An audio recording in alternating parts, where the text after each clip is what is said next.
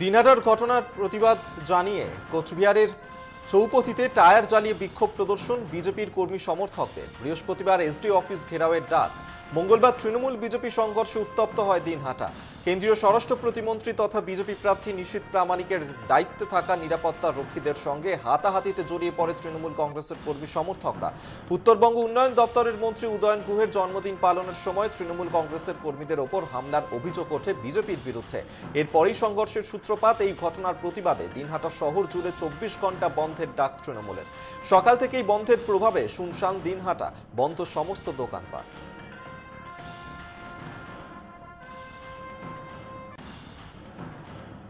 ফের নিশীথ বনাম উদয়ন গুহ, দুই মন্ত্রীর নিরাপত্তা রক্ষীদের মধ্যে হাতাহাতি। তৃণমূল বিজেপি সংঘর্ষে উত্তপ্ত দিনহাটা, মাথা ফাটল এসডিপিওর।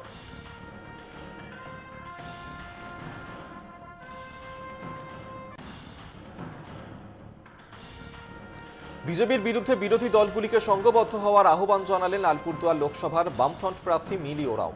তার পিতা মনোহর তির্কি আলিপুরদুয়ার লোকসভার প্রাক্তন সাংসদও ছিলেন। 2019 সালে তিনি বামফ্রন্টের হয়ে এই কেন্দ্রে প্রতিদ্বন্দ্বিতা করেছেন। সেইবার জটিল অঙ্কে পিছিয়ে গেলেও এবার লড়াইটা হাড্ডাহাড্ডি হবে বলে মনে করছেন মিলি ওরাও। ইতিমধ্যেই নিজের প্রচারও শুরু করেছেন মিলি। পায়ে হেঁটে বিভিন্ন এলাকায় গিয়ে সাধারণ মানুষের সাথে জনসংযোগও করতে দেখা যায় তাকে। এই মুহূর্তে তো সবচেয়ে বড় ইস্যু হচ্ছে দুর্নীতি। স্টেট গভর্নমেন্ট, সেন্ট্রাল গভর্নমেন্ট দুজনেই দুর্নীতিতে জড়িয়ে আছে। সবচেয়ে মেইন রিজন আমি লোকজনকে গিয়ে বলবো যে এই দুর্নীতি থেকে নিজেকে বাঁচাতে হবে। আমাদের নিজের আত্মসম্মান, নিজের রক্ষার জন্য, আমাদের কনস্টিটিউশনকে বাঁচানোর জন্য আমাদেরকে একজোট হয়ে শাসক দলদের হারাতে হবে। সাত সকালে অভিনব প্রচারে আলিপুরদুয়ারের বিজেপি প্রার্থী মনোজ টিগ্গা। এদিন সকালে ডুয়ার্সের দলগাঁও রেল স্টেশন যাত্রীদের মধ্যে প্রচার চালান মনোজ টিগ্গা। এছাড়া আলিপুরদুয়ার জংশন থেকে শিলিগুড়ি জংশনগামী ইন্টারসিটি ট্রেনেও প্রচার চালান তিনি। ট্রেনে চেপে দিনভর বিভিন্ন স্টেশনে প্রচার। উল্লেখ্য, লোকসভা ভোটের নির্ঘণ্ট ঘোষণা হতেই প্রচারের ঝড় তুলে দিয়েছেন মনোজ টিগ্গা।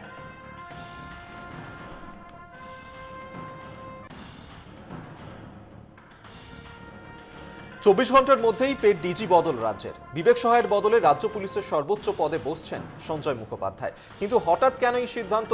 প্রশাসন সূত্রে খবর, রাজীব কুমারকে সরিয়ে দেওয়ার পর অভিজ্ঞতার ভিত্তিতে পদে আসীন হয়েছিলেন বিবেক, কিন্তু মে মাসেই তার অবসর নেওয়ার কথা। এদিকে জুন মাসের 1 তারিখ শেষ দফার নির্বাচন রয়েছে।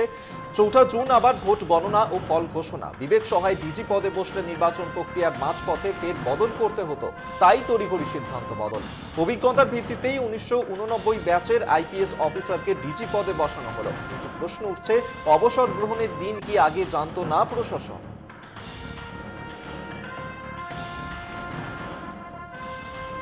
নির্বাচন কমিশনের দপ্তর বিজেপির পার্টি অফিসে পরিণত হয়েছে। কমিশনের দপ্তর নাকি এইচএমভি। এক্স হ্যান্ডেলে পোস্ট রাজ্যসভার সাংসদ ডেরেক ওব্রায়েনের। সুপ্রিম কোর্টের পর্যবেক্ষণে আসন্ন নির্বাচন করানোরও দাবি জানান ডেরেক।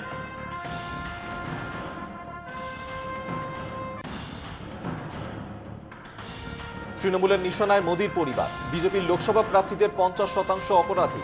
22 জনের মধ্যে 10 জন অপরাধের রেকর্ড আছে সোশ্যাল মিডিয়ায় পোস্ট তৃণমূলের। নিশীথ প্রামাণিকের 44টি অপরাধের রেকর্ড, গৌরীশঙ্কর ঘোষের 23টি অপরাধের রেকর্ড, মনোজ টিগ্গার 18টি অপরাধের রেকর্ড, খগেন মুর্মুর 16টি অপরাধের রেকর্ড, সৌমিত্র খাঁয়ের 22টি অপরাধের রেকর্ড, লকেট চ্যাটার্জির 59টি অপরাধের রেকর্ড, শান্তনু ঠাকুরের 38টি অপরাধের রেকর্ড।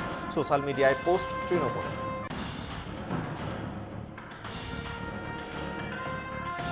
প্রথম দফায় রাজ্যের 3 আসনে 235 কোম্পানি। কেন্দ্রীয় বাহিনী চায় নির্বাচন কমিশন। প্রতি বুথেই আধা সীমা রেখে ভোট চায় কমিশন। প্রার্থীদের মনোনয়ন ও আয় ব্যয়ের নথি খতিয়ে দেখতে 3 জেলায় 3 আয় ব্যয় পর্যবেক্ষকও।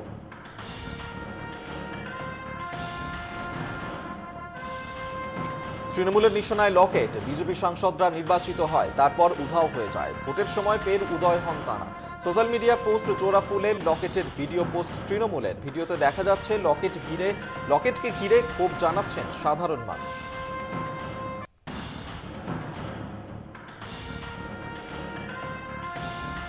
পদত্যাগে বিচারপতি অভিজিৎ গঙ্গোপাধ্যায়কে কড়া ভাষায় আক্রমণ রাজ্য তৃণমূলের সাধারণ সম্পাদক শওকত মোল্লার।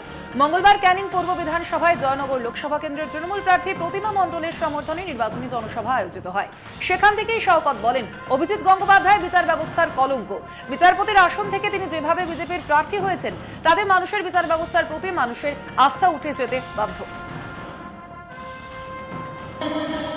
বিচারক, আমরা গিয়ে বিচারকের কাছে হাত জোড় করে হুজুর হুজুর করতাম, হুজুর আমাকে বাঁচান, এই কেস থেকে রেহাই দিন।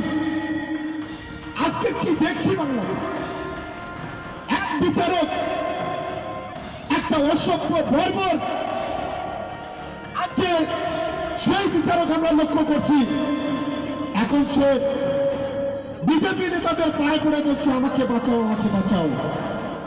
কোন জামানা এসে গেল আজকে? আমাদের লজ্জা লাগে, ঘৃণা লাগে যে বিচার ব্যবস্থা হলো ভারতবর্ষের চতুর্থ স্তম্ভ। যে বিচার ব্যবস্থাকে আমরা শ্রদ্ধা করি, সম্মান করি, আজকে সেই বিচার ব্যবস্থাকে আজ কলুষিত করছে অভিজিৎ গঙ্গোপাধ্যায়ের মতো একটা লোক। সে আবার কি বলছে, আমি চন্দ্রবড়া হতে পারি, আমি চন্দ্রবড়া বিষধর সাপ। আমি বলছি এটা হাইকোর্টের চেয়ার নয়, এটা জনগণের চেয়ার। এই বিষধর সাপকে কিভাবে জব্দ করতে হয় সেটা বাংলার মানুষ জানে, আর তমলুকের মানুষ সেটা আগামী দিনে। চৌধুরীকে এবার চরম শিক্ষা দেওয়ার হুঁশিয়ারি দিলেন মুর্শিদাবাদ লোকসভা তৃণমূল প্রার্থী আবু তাহের খান। বিজেপির কথা মতো কোনো কাগজ জমা করব না, কোনো সিএ মানব না, সাফ জানালেন আবু তাহের খান। তিনি আরো বলেন, তিনি 100% নিশ্চিত যে মুর্শিদাবাদের 3টি আসনেই তৃণমূল জিতবে। আমাদের নেত্রী মমতা বন্দ্যোপাধ্যায় ইতিমধ্যেই ঘোষণা করেছে সিএ নিয়ে। তিনি বলেছেন, আমার শরীরে এক বিন্দু রক্ত থাকতে কোনো মানুষকে বাংলা থেকে কোথাও বিতাড়িত হতে দেব না। তো নেত্রীর কথা বলা মানে আমরাও নেত্রীর সৈনিক, আমরাও একই ভাষায় বলছি আমাদের জীবনের এক বিন্দু রক্ত থাকতে মুর্শিদাবাদ জেলা থেকে একটা মানুষকেও আমরা কোথাও বিতাড়িত করব না, বা কোনো কাগজ, বৈধ যারা ভোটার আছে কোনো কাগজ আমরা ওই বিজেপির কথা মতো কারোর হাতে দেব না, দরখাস্ত আমরা করব না। দেখুন, আশাবাদী বলতে গেলে 100 ভাগের 100 ভাগই, কারণ আমরা ইতিমধ্যেই বুঝতে পারছি যে এলাকায় যাচ্ছি সে এলাকায় মানুষের স্বতঃস্ফূর্ত যে কথাবার্তা, তাদের ভাবনা এবং ভোটারদের যে রিসেপশন, সেখানে আমরা বুঝতে পারছি মানুষ ভোট দেওয়ার জন্য তৈরি আছে, সময়ের অপেক্ষা। শুধু এখানে নয়, মুর্শিদাবাদ জেলায় আপনারা নিশ্চিত থাকতে পারেন 3টে সিট 3টেই আমরা মমতা বন্দ্যোপাধ্যায়কে উপহার দেব, আর অধীর চৌধুরীকে বা চরম শিক্ষা দেব বহরমপুর লোকসভা কেন্দ্রে।